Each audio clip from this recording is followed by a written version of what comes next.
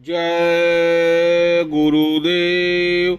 एक बार स्वामी जी महाराज ने सत्संग में सुनाते हुए कहा, आने वाले भयंकर समय में तुम मुझे छोड़ना मत। मेरे छोड़ने का तो कोई प्रश्न ही नहीं है। यदि तुम हमारे साथ लगे रहे तो हम परस्पर मिलकर उस समय को पार कर जाएंगे, और यदि तुम छोड़कर चले गए तो तुम जानो तुम्हारा काम जाने। मैं देश में ऐसा प्रेम हुआ त्याग फैला दूंगा, वह भावना पैदा कर दूंगा कि जिससे देश में हर स्त्री पुरुष दूसरे की चीज को अपनी समझकर रक्षा करेंगे। किसी घर में ताले लगाने की जरूरत नहीं रहेगी। संत सर्वसमर्थ होते हैं। संत सर्वसमर्थ होते हैं। भक्तों के लिए आवश्यकता पड़ने पर वे भाग्य को भी बदल देते हैं। प्रेमी जनों, तुम सब प्रेम की मस्ती में रहना, किसी की तरफ देखना नहीं। सत्संग के वचनों को याद रखना। आपस में एक दूसरे से प्रेम भाव के साथ स्त्री पुरुष मिलते रहना। सुमिरन ध्यान भजन में पूरा समय ठीक से देना।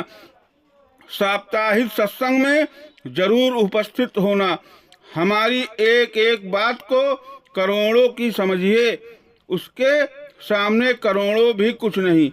सत्संगी जन इस भाव का प्रदर्शन न करें कि हम सेवा करते हैं। आपके मुंह से तथा भाव से यदि किसी ने जान लिया तो उसका फल 1 रुपये से 1 पैसा रह जाता है, और कुछ दिनों में वह भी खत्म हो जाता है। सेवा वही उत्तम है जिसको केवल गुरु जानता हो और कोई ना जान सके। संत मत में रहकर चरण स्पर्श केवल गुरु का ही करना चाहिए। दुनिया का रवैया इस प्रकार का चल रहा है कि कोई भी प्राणी परमार्थ को सुनना नहीं चाहता।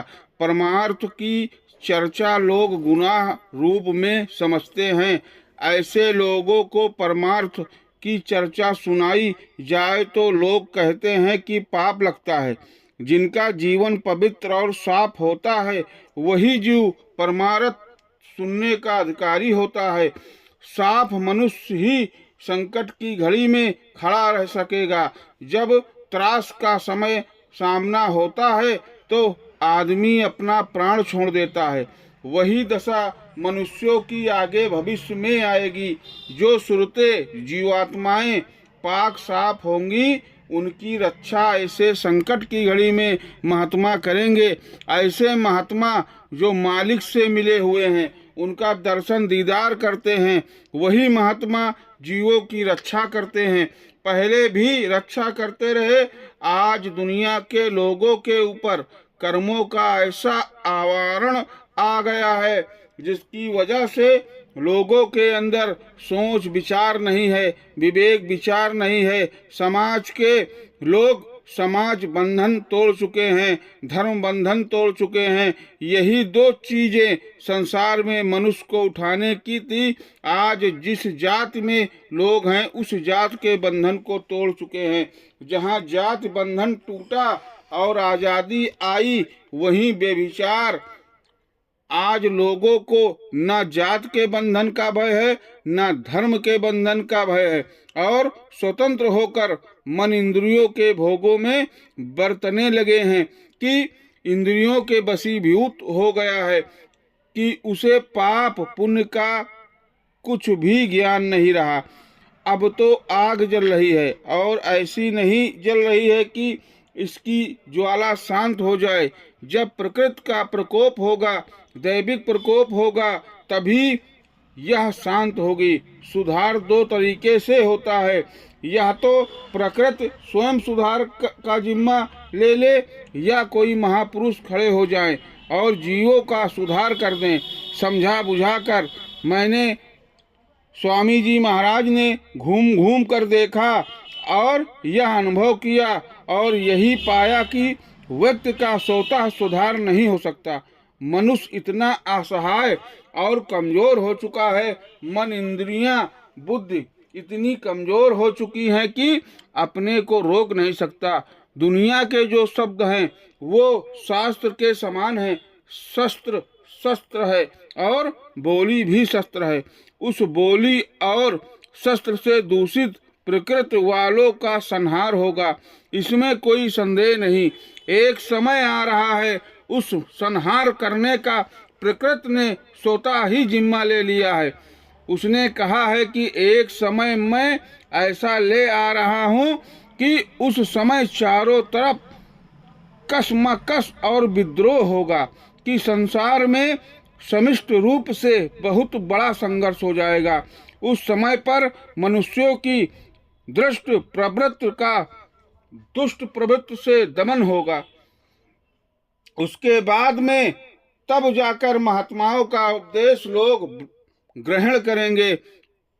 सब उस आग में जलेंगे और जलने पर भी बचने का मौका नहीं मिलेगा। उस समय पर चिल्लाएंगे कि अब मुझको बचाने वाला कोई महापुरुष मिले, जिससे उनकी शीतल छाया में बैठकर बच जाऊं। यह चीज आएगी, इसमें कोई संदेह की बात नहीं है। यह सबके लिए आएगी, हर कौम, हर मजहब, हर धर्म के लिए आएगी। तो यह चीज जरूर आपके सामने प्रकट होगी कि बचना और भागना मुश्किल हो जाएगा। अच्छे लोग उसी तरह बचेंगे जैसे अग्नि में प्रहलाद बच गया था। महात्माओं की छत्र छाया में जो होंगे वही बचेंगे। फिर एक नई सृष्टि का निर्माण होगा। महात्माओं के द्वारा उसी तरह से मर्यादा का निर्माण होगा, समाज का निर्माण होगा, जात का निर्माण होगा। नवीन निर्माण भक्तों के हाथ में होगा। तब सब लोग अपनी अपनी जगह पर होंगे। एक बार एक आदमी गुरु महाराज को अपने घर भोजन के लिए ले गया। गांव में अक्सर चीजें हांडी में रखी जाती थी।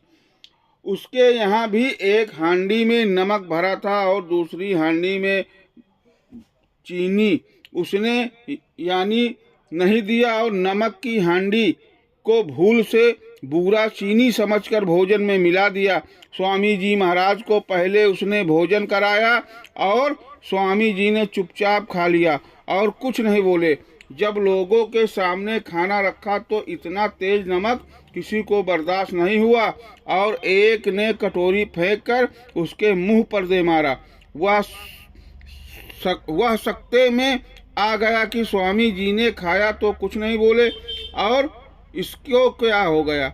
उसे मालूम हुआ कि बूरे के धोखे में उसने नमक डाल दिया था, तो उसको बहुत अफसोस हुआ।